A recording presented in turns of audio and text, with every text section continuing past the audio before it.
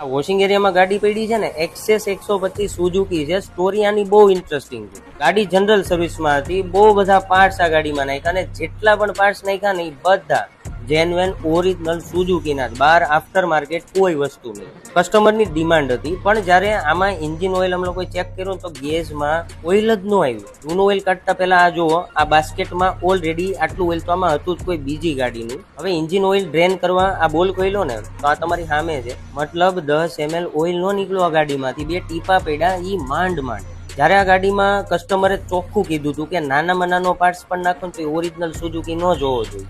ખરેખર ગાડીને આટલી સાચવતા જ હોય તો પછી ઓઇલમાં કેમ આટલી બધી બેદરકારી? ખરેખર બેદરકારીમાં બીજું કઈ નથી હોતું. મેઇનલી એવું હોય છે કે હમણાં જ ઓઇલ નાખ્યું છે ને તો એમ થોડું ફૂટી જાય, હશે હજી આમ કરી અને ટાઈમ નીકળી જાય, બીજું કઈ હોતું નથી. મહિને 1.5 મહિને ઓઇલ ચેક કરાવતું રહેવું જોઈએ. ક્યારેક છે ને મતલબ 300-400 રૂપિયાના ઓઇલના ડબ્બાના કારણે મતલબ 8 થી 10 હજાર રૂપિયાની નુકસાની આવી જાય. અને અમારે છે ને આ બધું નોર્મલ છે.